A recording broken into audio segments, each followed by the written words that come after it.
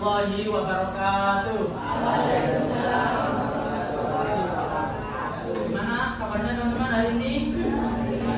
Oke, sebelum belajar kita mulai, mari kita berdoa bersama-sama terlebih dahulu. Doa sebelum belajar. Bismillahirrahmanirrahim. Raditu billahi rabban wa bil islami dinan wa bi Muhammadin nabiyyan wa rasulah. Rabbi zidni ilman warzuqni fahman.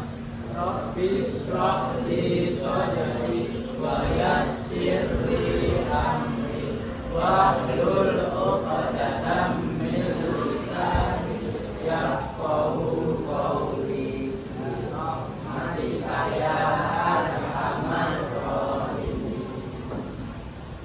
Baik, silakan dicek semuanya siapa yang nggak masuk hari ini. Dua, siapa yang hari ini siapa? Kaila. Erika kenapa? Selain Erika ada? Dwi. Abdul. Terus yang Dwi tengah siapa? Dwi nggak ada. Ella. Zara. Zara kenapa Pak Mas? Kenapa? Musa. Musa Mas. Terus yang sebelahnya?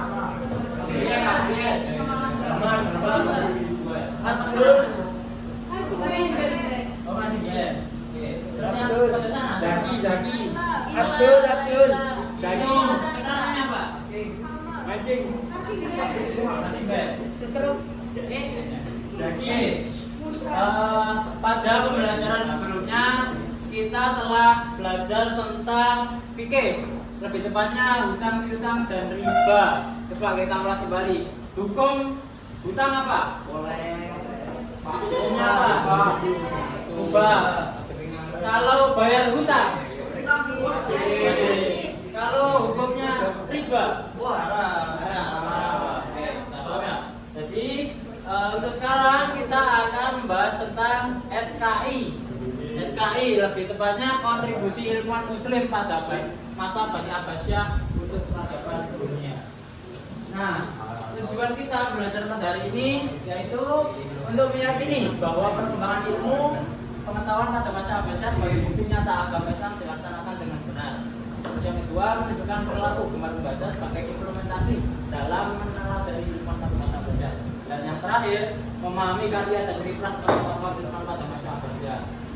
Nah, sebelumnya saya ingin tanya, apa itu dinasti Abbasiyah atau Bani Abbasiyah? Ada yang tahu? Apa itu Bani Abbasiyah? Mana? Zaman dulu Spanyol. Mana apa? Zaman dulu Spanyol. Zaman dulu Spanyol. Ya. Ada yang tahu? Apa itu zaman Bani Abbasiyah? Masa Bani Abbasiyah?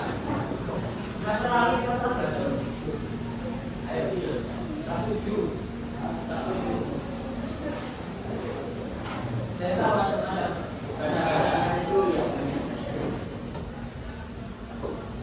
jadi Bani Abbasiyah itu sebuah waktu pemerintahan Islam. Jadi ketika Islam pertama kali dipimpin oleh Rasulullah, oleh Nabi Muhammad yang pertama. Itu kan pada masa pertama kali Islam itu dipimpin oleh Nabi Muhammad, terus dilanjut dengan Abu Bakar, Utsman, Umar, Ali. Itu khalifah Khulafaur Rasyidin. Jadi setelah Rasulullah, zamannya Rasulullah itu zamannya Khulafaur Rasyidin. Nah, setelah zamannya Khulafaur Rasyidin itu zamannya Bani Umayyah dulu. Bani Umayyah, ada yang pernah dengar Bani Umayyah? Ya, seharusnya kalian sudah belajar. Bani Umayyah. Jadi setelah Rasulullah itu ada Khulafaur Rasyidin, kemudian dari dengan Bani Umayyah, dan setelah Bani Umayyah, Bani Abbasiyah, seperti itu. Bisa dipahami teman-teman? Jadi Bani Abbasiyah itu sebuah masa pemerintahan Islam di zaman dahulu. Oke. Nah, di Jalan Abbasiyah ini itu terdapat banyak ilmuwan muslim, melahirkan banyak melahirkan ilmuwan muslim. Nah, kok bisa? Soalnya di Bani Abbasiyah itu terdapat sebuah perpustakaan terbesar pada pemerintahan Islam kala itu. Lebih tepatnya yaitu namanya Baitul Hikmah, itu terletak di kota Baghdad, ibu kotanya Bani Abbasiyah dulu. Nah, dari perpustakaan Baitul Hikmah itu lahirlah banyak ilmuwan muslim yang berpengaruh di peradaban seperti itu. Nah, siapa saja ilmuwan tadi dan apa sih kontribusinya di dalam dunia, kita akan belajar bersama. Nah, dalam hal pengetahuan umum itu salah satu disiplin ilmunya yaitu kedokteran. Nah, di sini ada beberapa tokoh atau ilmuwan muslim yang berpengaruh pada dunia, yaitu yang pertama Ali At-Tabari dengan buku karyanya yaitu Hidayatul Hikmah. Kemudian ada Ar-Razi dengan karyanya Al-Bawi, Al-Majusi dengan kamil Al-Sin'an Al-Tibyah. Kemudian ada Ibnu Sina yang karyanya terkenal dengan buku Asy-Syifa dan Al-Qanun fi Tibbi. Ada pernah dengar nama-nama tokoh tadi? Gak pernah dengar Ibnu Sina, gak ada yang dengar. Ibnu Sina, jadi Ibnu Sina ini seorang ilmuwan muslim, pakar kesehatan.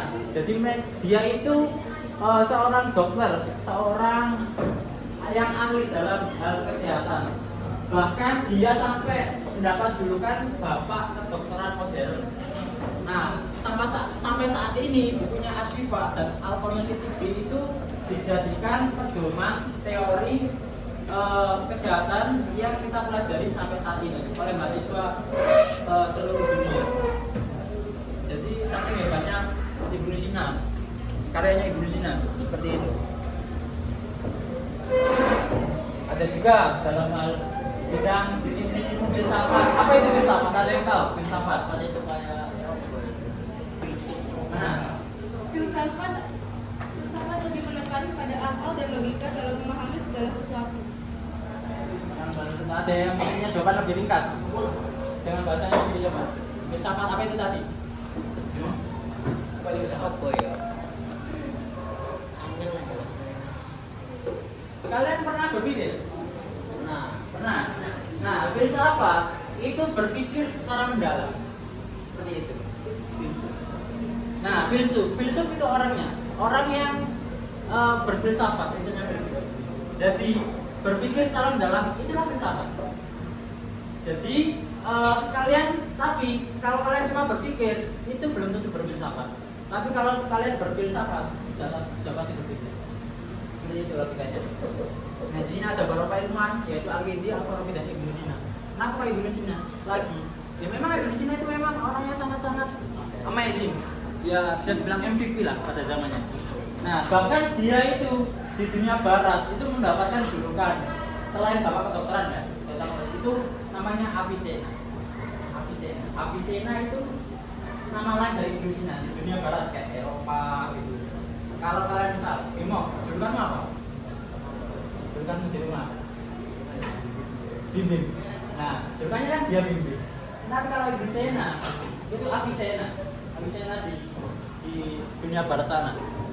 Ada juga Ibnu Rushd itu juga seorang filsuf yang dijuluki Averroes. Seperti itu, orang barat itu menyebut mereka demikian, saking terkenalnya. Padahal ini seorang tokoh muslim. Seperti itu. Nah, kemudian ada dalam bidang astronomi dan matematika, Al-Khwarizmi, Al-Batani dan Al-Biruni. Al-Khwarizmi, kalian pernah dengar Al-Khwarizmi? Siapa dia? Nggak tahu.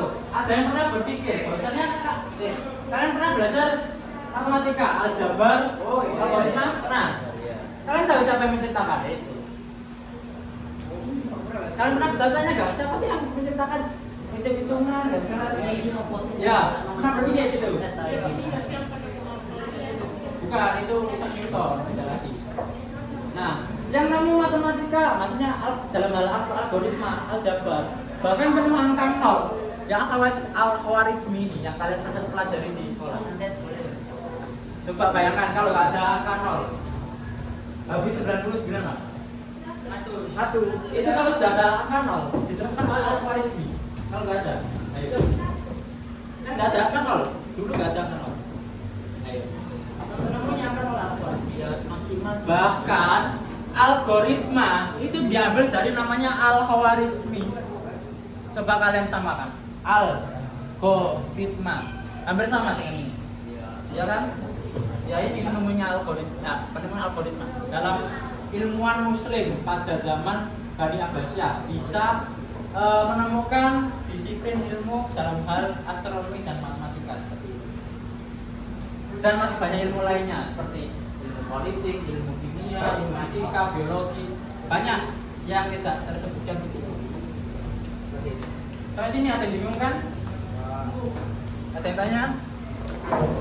Oke, kita lanjut. Sekarang ada bidang pengetahuan agama. Tadi kan pengetahuan. Sekarang agama. Ilmu kalam, apa itu ilmu kalam? Ada yang tahu? Mana? Kapal selam. Ilmu kalam apa? Ilmu kalam. Ya betul. Ilmu kalam jenang Tuhan. Ada lagi? Ilmu kalam, betul. Katanya siapa tadi Mbak? Cahya. Cahya. Ya, ilmu kalam itu ilmu yang mempelajari tentang Tuhan beserta seluruh aspeknya. Jadi bisa disebut ilmu usuluddin, bisa disebut ilmu teologi, ilmu tauhid. Nah, seperti itu ilmu kalam. Kemudian ada ilmu fikih. Ilmu fikih, kalian pasti gak asing dengan ini, 4 mazhab ini. Yang nggak tahu 4 mazhab ini siapa? Pasti sudah dengar kan? Mazhab Hanafi, mazhab Maliki, Imam Syafi'i, Imam Hambali. Siapa yang tahu nama asli dari apa yang menciptakan mazhab Hanafi siapa? Nama asli. Coba lihat di buku aja. Ya, Abu Hanifah. Nah, itu Abu Hanifah diambil dari kata Hanifnya. Maka ya ini lahirlah mazhab Hanafi. Begitu juga Maliki. Siapa penemunya? Ya, dia kan bukan Malik. Nama lengkapnya Malik Ibnu Anas. Nah, kalau Syafi'i Muhammad ibn Idris al Syafi'i. Nah, kalau Hambali? Kalau Hambali Ahmad bin Hambal. Nah, seperti itu. Imam besar, 4 imam besar yang kita jadikan mazhab fikih itu lahir pada zaman Bani Abbasiyah. Begitu hebatnya Islam pada zaman Abbasiyah pada waktu itu. Seperti itu, teman-teman. Pak yang jadi mazhab mayoritas kalian di Indonesia apa? Syafi'i. Syafi'i ya. Syafi'i. Sri Lanka. Lalu ada juga ilmu tentang akhlak. Ilmu tentang akhlak yaitu ada Al-Mawardi, Imam Miskawai, Ibnu Miskawai, Al-Ghazali pasti jangan dengar ya. Al-Ghazali. Siapa? Apa karya paling monumental dari Imam Al-Ghazali? Karya bukunya. Judul bukunya Al-Ghazali apa? Ada yang tahu? Apa ya? Apa? Ya, Ihya Ulumuddin. Biasanya itu Ihya Ulumuddin ya. Nah, itu salah satu karya yang diciptakan oleh Al-Ghazali. Di situ membahas tentang akhlak, etika, adab, perilaku dan sebagainya. Oke, kemudian ada ilmu hadis. Ada namanya kutubu sita. Apa itu kutubu sita? Kutubu sita. Ada yang tahu kutubu sita itu apa? Kutubu sita ya ini 6 kitab hadis. Kalian pernah dengar Sahih Bukhari? Kitab hadis Sahih Bukhari? Hadis Sahih Bukhari nggak pernah dengar? Sahih Muslim? Kalau hadis riwayat Bukhari Muslim? Ya ini kitabnya. Kalau misalkan hadis, beberapa hadis riwayat Bukhari Muslim. Nah itu diambil dari kitab hadis. Hadis itu kan pedoman umat itu umat Islam setelah Al-Quran. Nah kalau hadis kan yang kedua. Nah ini judul kitabnya yaitu Sahih Bukhari, Sahih Muslim, dan ada Sunan Dawud dan Sunan Al-Tirmidzi dan Sunan Ibnu Majah. Bedanya Sahih sama Sunan apa? Apa ya? Bukan Sunan Ampel, Sunan Giri, Sunan Bonang gitu, bukan. Bedanya Sahih, kitab Sahih sama kitab Sunan apa? Bedanya kitab Sahih dengan kitab Sunan.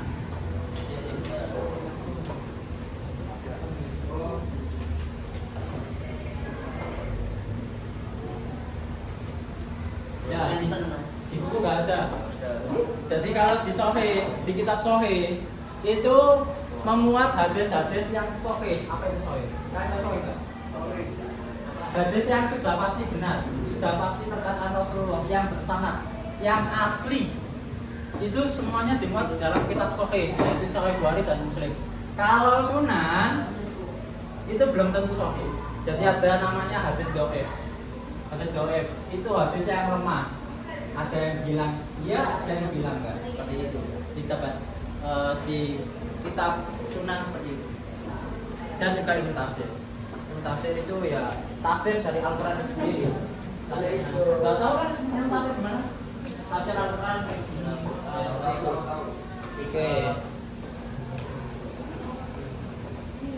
Oke, selesai materinya. Ada pertanyaan? Ayo. Ada. Apa? Gimana? Kenapa kok ada hadis yang masih diragukan? Ya, kenapa ada hadis yang masih diragukan? Ada yang mau jawab? Kenapa ada hadis yang masih diragukan? Hah? Karena nggak ada di Al-Quran. Ya semua juga ada di Al-Quran. Hadis itu tujuannya hadis yang nggak ada di Al-Quran itu ditertera di hadis ya memang itu problem. Ya sudah pasti nggak ada di Al-Quran hadis. Ayo masih diragukan. Kenapa? Ada yang tahu kenapa hadis diragukan? Jadi gini teman-teman. Saya di sini ada sebuah hadis contoh. Diriwayatkan oleh Umar bin Rasyid dari Yahya bin Abi Kasir dari Abu Salamah dari Abu Hurairah menyatakan bahwa Rasulullah bersabda barang siapa bla bla bla bla bla. Nah, di sini kita lihat dari diriwayatkan sampai bersabda. Kalau kita translate ke bahasa Arab itu biasanya bunyinya ini.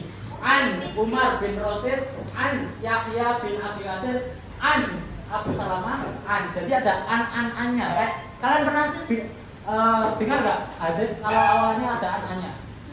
Pernah? Dengar? Pernah. Jadi awal hadis itu pasti ada an-an-annya. Nah itu apa artinya? Jadi itu tanda ke apa ya? Keberlangsungan sanad. Jadi hadis itu nggak langsung kita dengar dari Rasulullah. Hadis kan perkataan Rasulullah. Ya apa enggak? Halo? Hadis itu perkataan Rasulullah, tapi kok bisa perkataan Rasulullah bisa kita pelajari sampai sekarang? Kenapa kira-kira? Kenapa kira-kira? Kok bisa perkataan Rasulullah itu bisa sampai ke pelajari? Ya, karena ada sahabat. Sahabat selanjutnya sahabat itu mendengar perkataan Rasulullah, kemudian ia menyampaikannya kepada tabiin, tabiin menyampaikan kepada tabiin. Tabiin itu apa? Tabiin itu generasi setelah sahabat. Jadi sahabat saling meneruskan perkataannya gitu loh. Misal, aku dapat peringatan dari guru ini, disuruh menjalan gini. Terus kamu bilang ke sini, menjalan gini. Kamu bilang ke sini, menjalan gini. Terus sampai pojok. Itu namanya bersambung. Perkataan bersambung. Nah itu kok bisa sampai perkataan gurunya sampai ke pojok sana. Begitu pula dengan hadis dari Rasulullah didengar sahabat cerita ke sahabatnya lagi, sahabat ke sahabatnya lagi, terus sampai kita. Bang, analoginya seperti itu.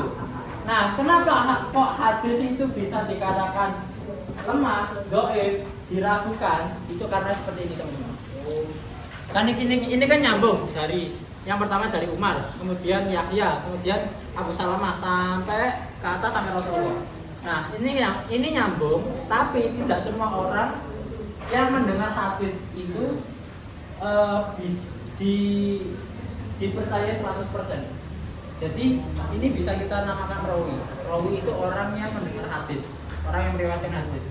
Syarat jadi rawi itu pertama harus dobit. Dobit itu apa? Ingatannya kuat. Yaitu istilahnya itu ingatannya itu kuat lah. Ya pokoknya gak gampang lupa, pinter, tidak sering berbuat kemaksiatan, tidak sering berbuat dosa kecil. Pokoknya syarat menjadi rawi itu banyak dan tidak semua orang bisa menjadi rawi. Nah semua ini rawi, semua ini tuh rawi, semua itu dobit, semua itu ingatannya kuat. Tapi ada salah satu dari orang tersebut yang tidak memenuhi syarat. Ada yang ingatannya itu kuat, tapi dia pernah melakukan dosa kecil, sering melakukan dosa kecil seperti itu. Nah, dia maka perkataannya itu dilakukan seperti itu. Misal ada orang yang biasanya di sini itu bebosi yang agak nyeleneh. Kalau orang itu menyampaikan sesuatu, kalian kira-kira percaya bang? Enggak. Nah seperti itu analoginya. Jadi dia itu benar mendengar percakapan perkataan Rasulullah, tapi dia kalau mengucapkannya itu tidak dipercaya orang lain. Nah seperti itu. Asal mula habis itu bisa dibilang lemah. Ada salah satu rawi yang syaratnya kurang terpenuhi seperti itu. Saya bingung nantinya.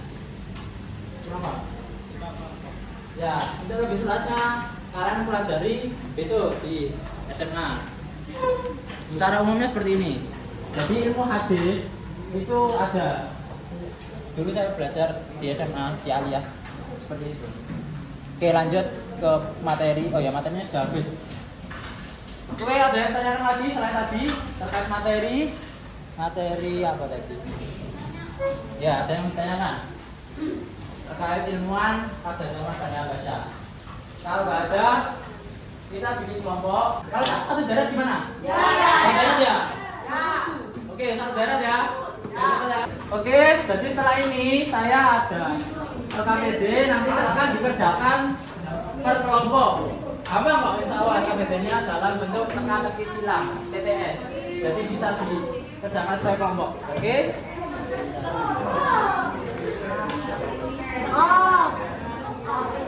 Oke, kelompok. Teka-teki silang, silakan dikerjakan.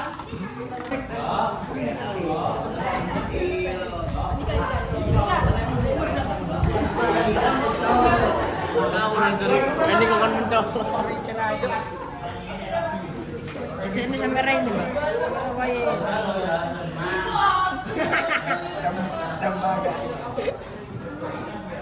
Iku gurung nopin.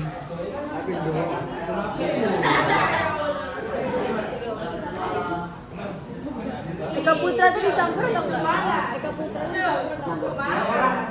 Eka Putra. Biarin aja udah biarin. Oke, ayo. Kita kasih silang. TTS. Dia bukan. TTS.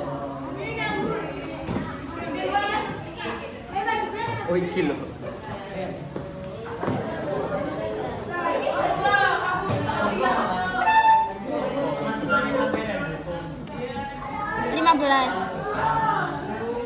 Iya. Ribet banget bosku. Aduh. Karya Imam Al-Ghazali tetap Allah. Aku mau ngerjain. Iya bu, dan karya. Lu kira lu pinter? Kakak, ini tulis di sini. Apa tadi? Itu apa? McD. Satu kan? Israel ya. Udah enggak. Kamu sih enggak apa?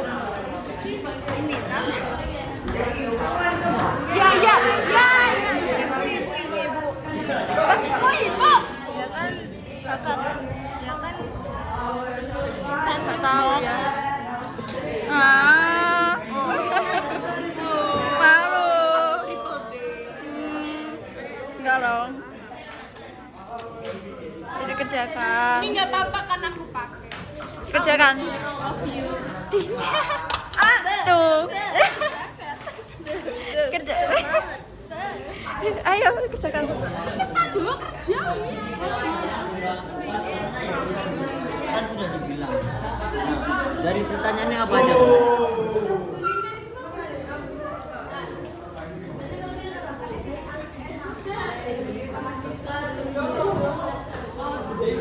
Bait al-hikmah. Lu kok ada spasi nih? Kan ketika seki silang nggak boleh ada spasi nih. Tapi kan ada seperti ini, Cuk. Jadi sebenarnya gini aja, gini aja.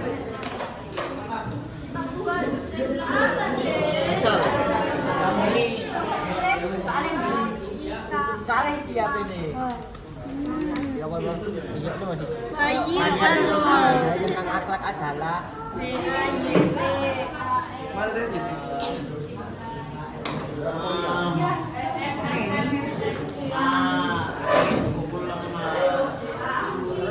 Mas Jamib. Samir. Sini. Ambil tanya. Mana? Nggak boleh lihat tadi. Ini kok ada spasi nih? Iya. Mas masih dikasih spasi ya? Spasi berarti dikosongi. Kalau misalnya ada tanda petik, ya berarti satu kata tanda petik. Kalau Bener berarti aku bener ya? Ya, bener. Pinter aku. Wis jenius mesti. Jenius. Kalau spasi, Big brain. kalau jawabannya ada spasinya berarti satu kota itu dikosongi. Ya satu kota di strip toh. Wis jenius. Terjadi kok, Cok. Ini loh, Dik.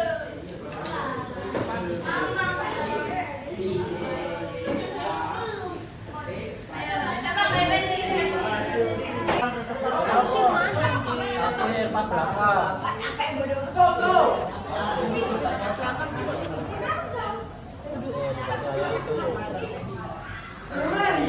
Kita main game. Jadi nanti kita buat tengah ini kosong steril. Kita garis tiap kelompok satu garis ke belakang. Nanti estafet cepet-cepetan di sini sesuai jawaban dari teka-teki kalian yang dapat. Dibagikan nanti. Saya bagikan, silakan diisi nomor 1 misal bayi kelima, tulis bayi kelima. Kalau sudah oper ke teman yang belum jawab, teman belakangnya di situ cepetan. Jadi cepetan lari mulai situ. 12 bulan menang. Hah? 12 bulan menang. Yang sudah terisi semua, yang ngisi duluan, cepat duluan itu dapat poin 30. Good. Ada 4 ya? Ada 4 berarti 40. Terus yang juara kedua dapat poin 30, ketiga 20, yang terakhir 10. Dan nanti ketika sudah semua saya koreksi jawabannya, kalau betul berarti dapat poin 10. Nanti kita jumlahkan poin yang paling banyak dapat hadiah. Hadiahnya apa? Apa itu hadiahnya? Di tas saya hadiahnya. Oke. Tolong ini disterilkan. Bangkunya digeser ke samping. Mas. Geser ayo. Digeser.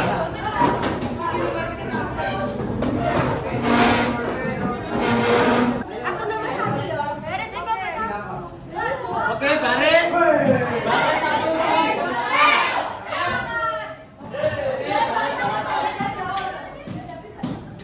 Ayo. Gak boleh melebihi bangku ya. Gak boleh melebihi bangku. Kenapa ini? Ayo, latihan dulu. Kelompok 1 ready. Sama-sama, bareng-bareng. Siap ya? Kelompok 2 semua.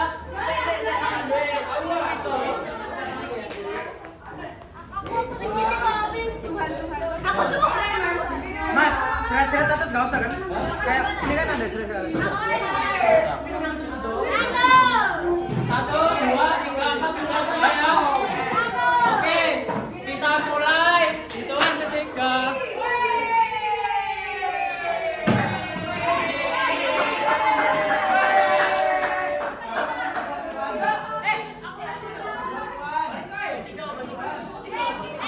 Oke, 1, 2, 3.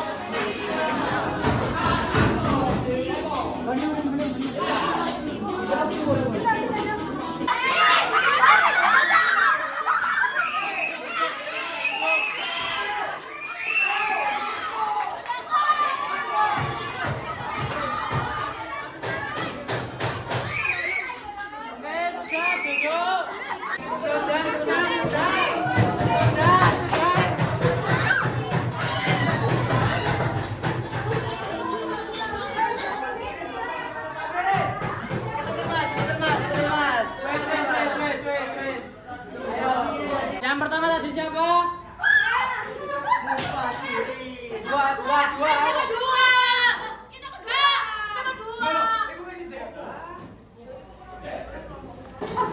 Sebutan bagi orang yang punya kitab tafsir. Fasirin, betul.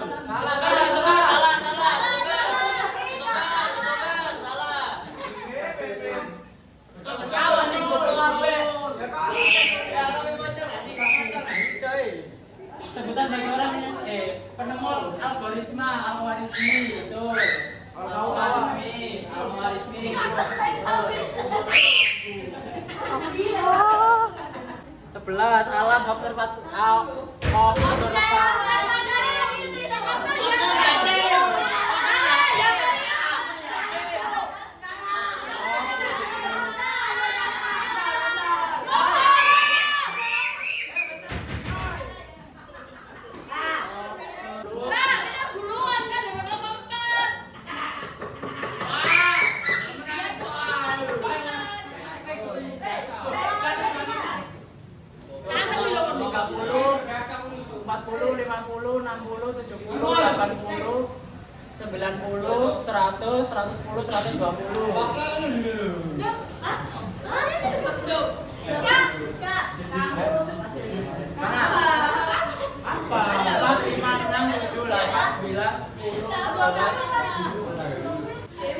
pemenangnya kelompok 1.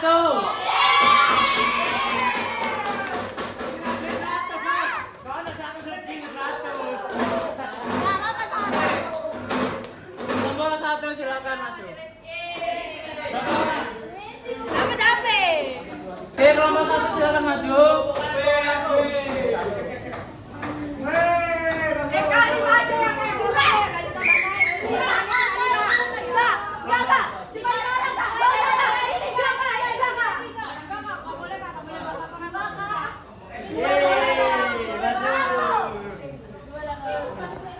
Mas, 2 mas.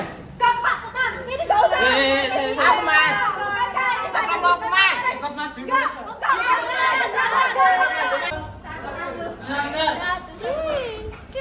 Oke, pembelajaran kita saya kira cukup pada kali ini.